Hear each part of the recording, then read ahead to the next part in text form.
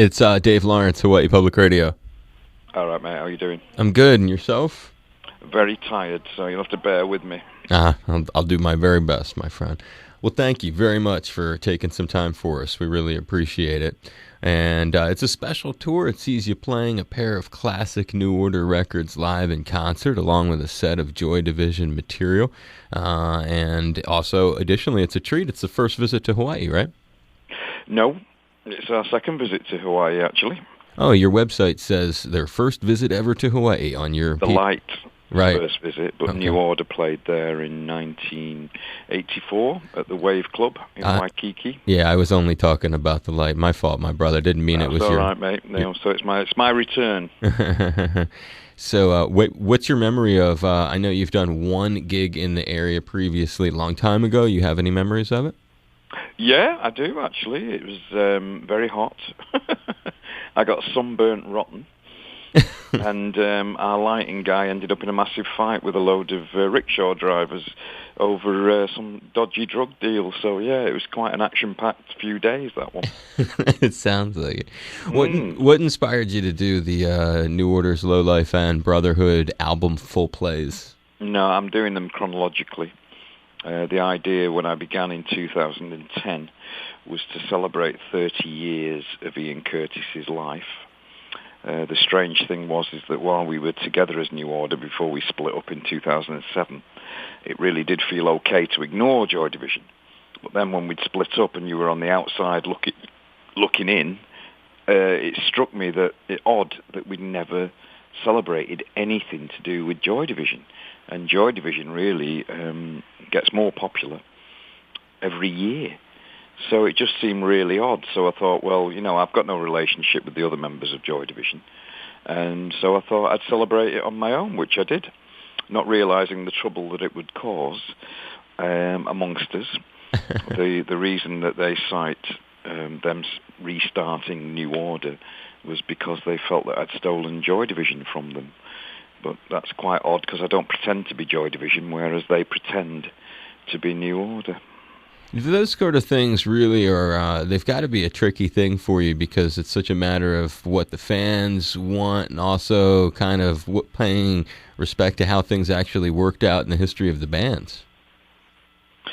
Yeah, I mean, the thing is that New Order had a history of ignoring the old material. Stephen and Bernard in particular really very rarely referred back. We sort of, to my mind, got stuck in a rut of playing more or less the same set over and over again for about the past 15 years. I mean, I must admit I was delighted when they did make their pretending comeback in 2011 to see that they were playing the same material that we were playing in 2000.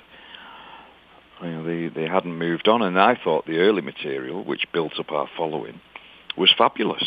And I really did miss playing it, actually. We just settled into that greatest hits groove.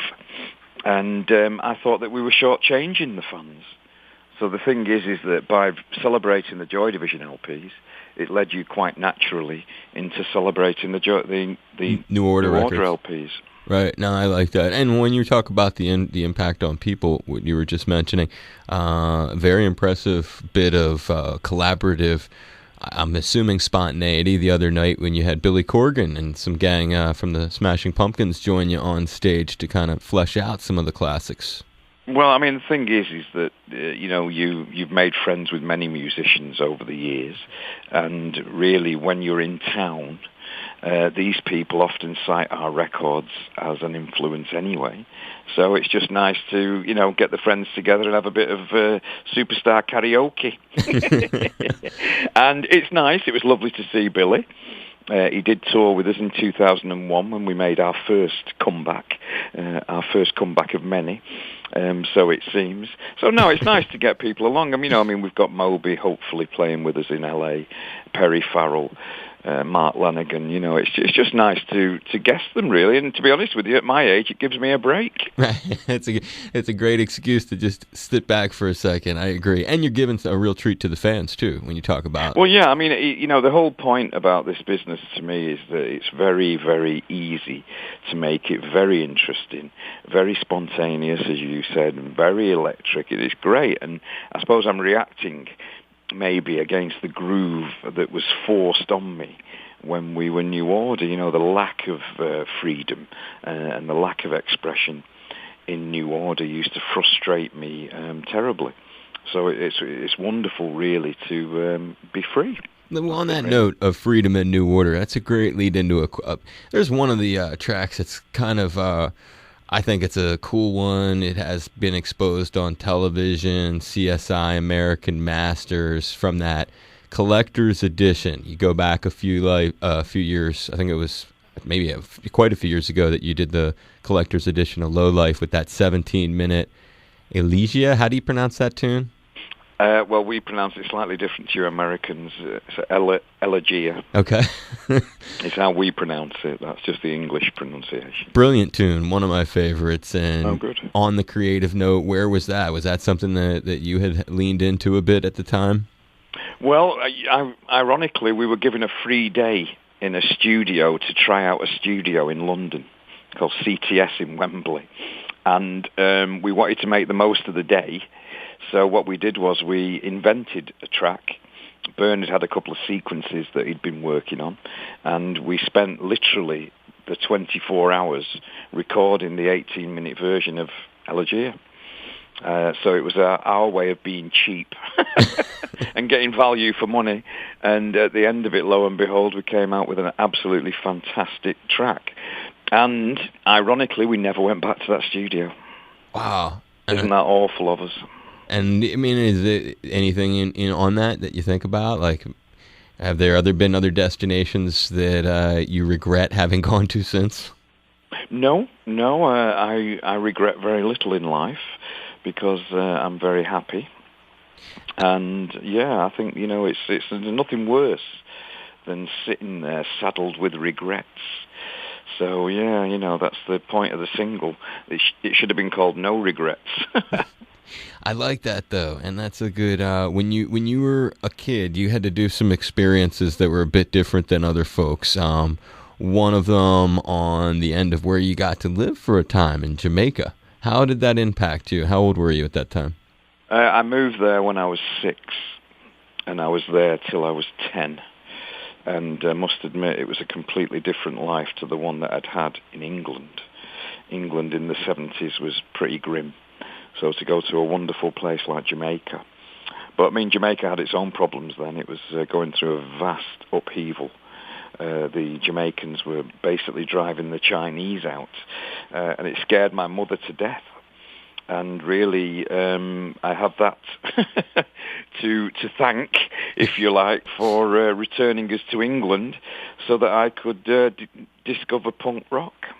Wow, okay, so it's kind of... Which I did, but it was a great place to grow up. It really, really was. And going back to England after Jamaica was even weirder than going to Jamaica from England. Were you able to relate more to the Jamaican population of people who live in England? Yeah, well, I mean, in those days, it was a very, very small minority. Okay. Not what it is Very today. small minority.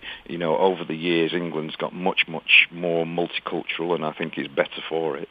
But in those days, it was very, very rare to meet somebody coloured from overseas. It really was. Where in Jamaica were you guys living, Peter?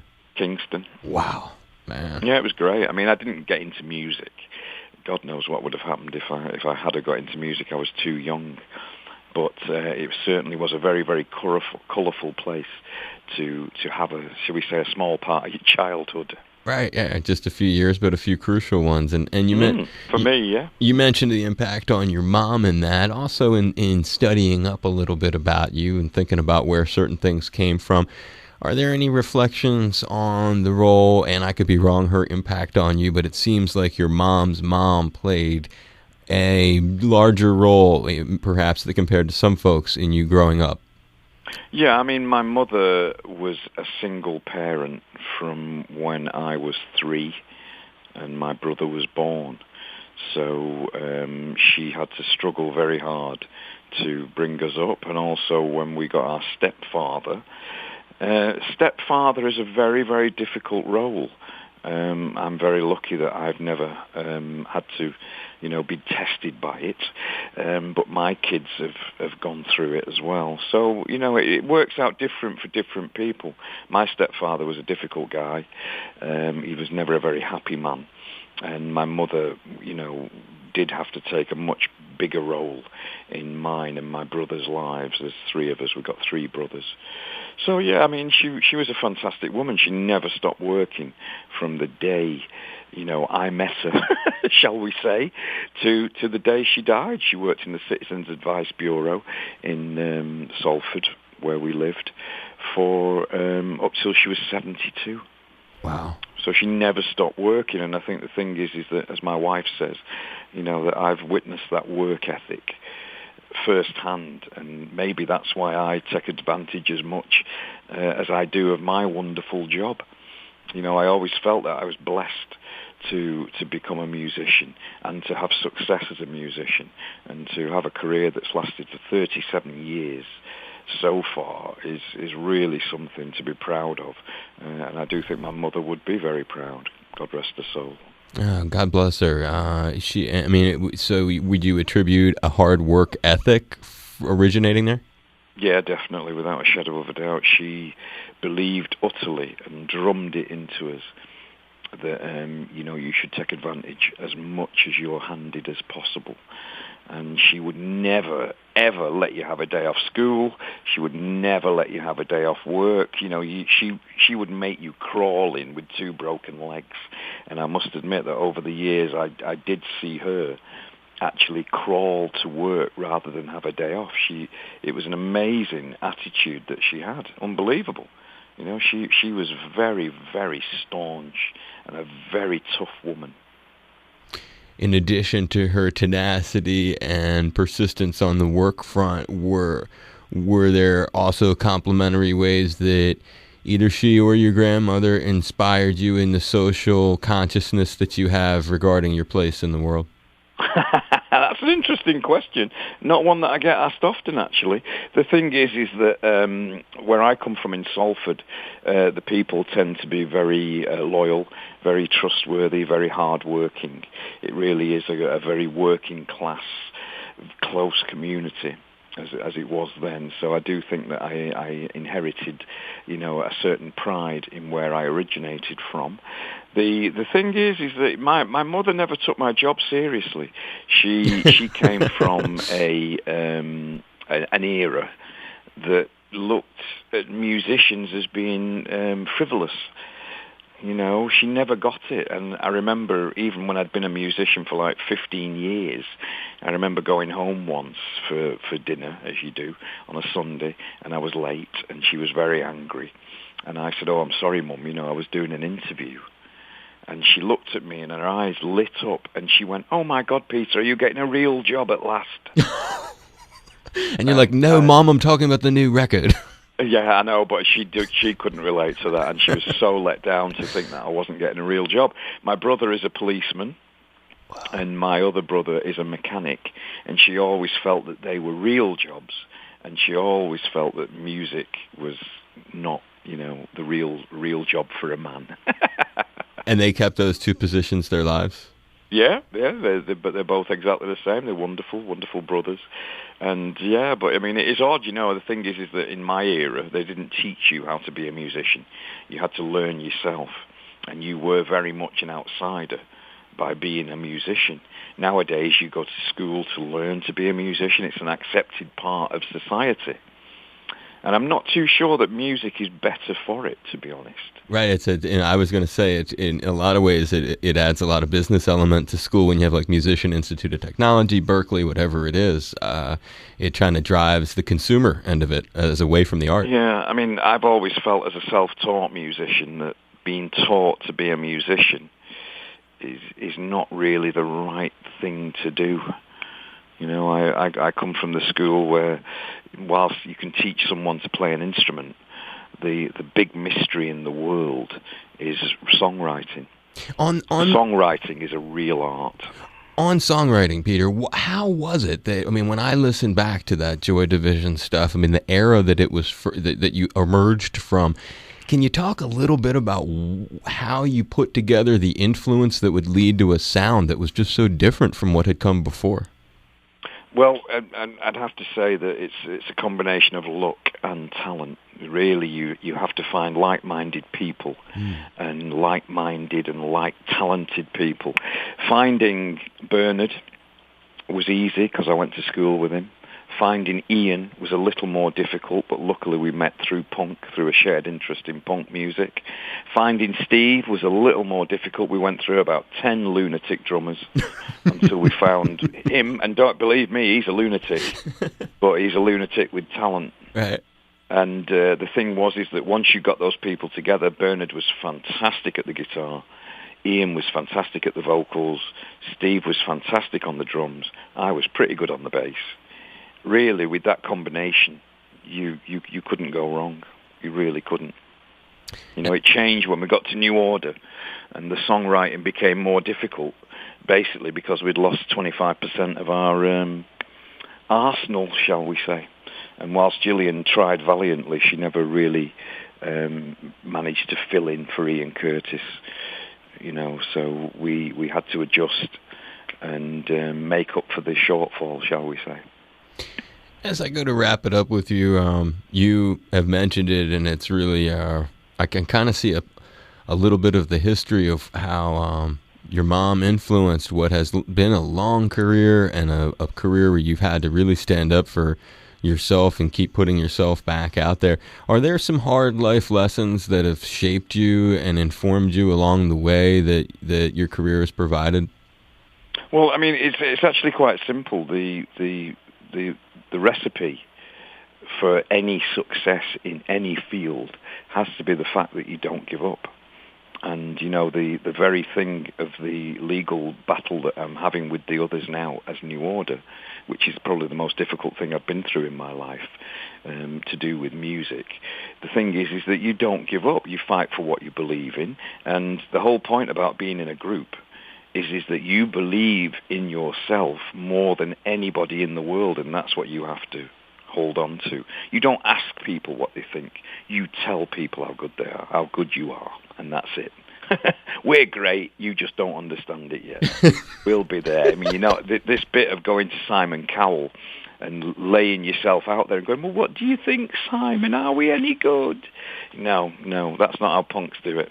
That's not how I was taught. We're brilliant. Just you haven't caught up yet. I love it. I like how you say that. It's good stuff. Final question. Biggest hero that you still would like to maybe, and they don't have to be a hero in terms of, an artist that inspired you, but maybe just someone that you would like to play with, something maybe you haven't done yet that's still on the table that is artistic? It's never changed, actually. Iggy Pop has been my hero for years and years, and I was absolutely devastated to see that Bernard and Stephen got to play with him at a charity concert in New York, as pretending to be New Order as they were. And that really hurt because Iggy, I've loved Iggy ever since Metallic KO, The Stooges. He really has been my hero. His attitude to life and to music has been the one, and he's the one. He's only ever been the one, to be honest. Well, maybe I've got my fingers crossed, you never know. Well, maybe Bernard has been checking out the Rolling Stone and saw you jamming with Billy Corgan, and now he's all worked up about that. Let's hope so, yeah. This is a bitter battle, mate. A battle to the finish. I give you a hug and a high five. I hope you had fun talking today. All right, man. Come and say hello if you make it on the night. Hi, this is Peter Hook from New Order and Joy Division, and you're tuned to my friend Dave Lawrence. Enjoy. Member-supported Hawaii Public Radio. Very good, Peter. You be safe. I'll see you in town. All right, man. Take care. Good talking to you, man. It's a lot of fun. And you, boy. Bye-bye. Aloha.